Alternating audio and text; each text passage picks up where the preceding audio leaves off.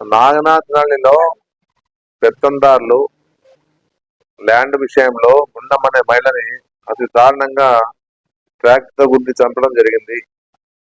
మొన్న 12వ తారీఖున ఆ విషయం జరిగిందని చెప్పేసి కూడా క్లారిటీగా చెప్తాను. సర్వే నంబర్ కూడా 500 అనే ల్యాండ్ ని వాళ్ళు ఎవరైతే పెత్తందారులు ఉంటారో వాళ్ళ చిన్నాయన దగ్గర కొనుగోలు చేశారని చెప్పేసి రిజిస్ట్రేషన్ పత్రాలు కూడా ఉంటాయి. అయినా ఇది కోర్టులో నడుస్తా ఉంది. ఇలాంటి పరిస్థితుల్లో అధికారం లేదని చెప్పేసి ఆ రోజుల్లో వాళ్ళు వెనుకడుగేసా ఈ రోజు ఉండే పరిస్థితుల్లో అధికారం వచ్చిన అహంకారంతో ఈ రోజు ఆమెని మహిళను చూడకుండా కూడా ట్రాక్టర్ తో దారుణంగా హత్య చేసే పరిస్థితి ఉంది.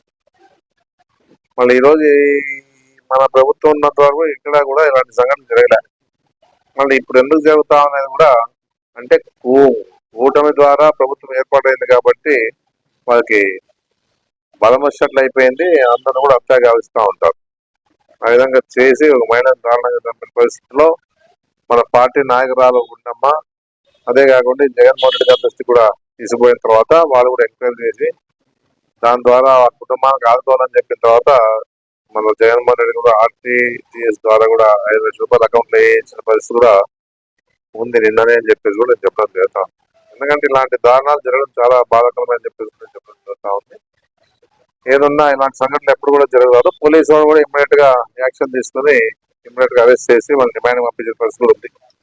ఎందుకంటే పోలీస్ అనేది చాలా రక్షణగా అందరు ప్రజలు రక్షణగా ఉండే పరిస్థితుల్లో బాగా చర్యలు తీసుకోవాలని చెప్పేసి నేను చెప్పడం జరుగుతాం. ఇలాంటి సంఘటనలు జరగకుండా ఉండాలంటే ఎస్పీ గారు మన డిపార్ట్మెంట్ ఇక్కడ లోకల్ డిపార్ట్మెంట్ అంతా ఊళ్ళో పోయి అవగాహన సదస్సులు ఏర్పాటు చేసి దాని ద్వారా ఎలాంటి సంఘటనలు చేస్తే మీ పైన చర్యలు తీసుకుంటామని చెప్పేసి వాళ్ళతో మాట్లాడే పరిస్థితులు చేయాలని చెప్పేసి నేను కోరుతాను. ఎందుకంటే రాజకీయాన్ని కూడా సపోర్ట్ చేయాలి. దానికి చేస్తూ పోతే ఇలాంటి సంఘటనలు గ్రామాల్లో జరగకుండా ఉంటాయని చెప్పేసి కూడా నా మాట అని చెప్పేసి కూడా నేను చెప్పడం జరుగుతాను. ఎందుకంటే ఎప్పుడు ఇలాంటి సంఘటన జరగలే. ఏ విధంగా కూడా అలాంటి సంఘటన జరిగిన పరిస్థితిలో ఈరోజు జరిగినాయంటే అధికారం వచ్చిన అధికార దాహం అని చెప్పేసి నేను చెప్పడం జరుగుతాను. అదే కాకుండా ఈ విషయంలో మన పాపసాది కూడా చెప్తా ఉంటాడు, స్వేచ్ఛ ఇచ్చినాం చాలాసార్లు విన్నాను. మన ఆంధ్ర ప్రజలే తెలుసుకోవాలి మన ఎప్పుడు స్వేచ్ఛ వచ్చిందా లేకపోతే గతంలో ఏమైనా ఇబ్బంది పడ్డారా అని చెప్పేసి కూడా వాళ్ళు ఆలోచన చేస్తారు. అంటే మనము ఆయన చెప్పే విషయాలు మనం ఏదో ఇబ్బంది పడ్డట్లా ఏదో నేను వచ్చి స్వేచ్ఛ ఇచ్చినట్లా మాట్లాడే పరిస్థితి జరుగుతా ఉన్నది కూడా కనపడుతూ ఉంది. కాబట్టి ఈ విషయాన్ని చెప్పడం జరుగుతా ఉంది. ఏదన్నా ఇక ముందైనా ఇలాంటి సంఘటనలు జరుపుకోకుండా మన లా అండ్ ఆర్డర్ బాగా పనిచేయాలని చెప్పేసి మాత్రం నేను కోరుతా ఉన్నాను.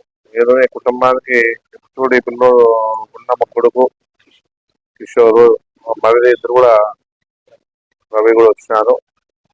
ఎందుకంటే తల్లి అనేది పోయిన తర్వాత కుటుంబాన్ని పోషించాలంటే లేకపోతే కుటుంబాన్ని కంట్రోల్ చేయాలన్నా కూడా మహిళ ఉండాలి. అంటే ఇంకా పిల్లోడు వీళ్ళు ఏం తెలీదు. ఇలాంటి పరిస్థితుల్లో ఆమె లేని బాధ మనకు కనపడతా ఉందని చెప్పేసి నేను చెప్పడం జరుగుతాను.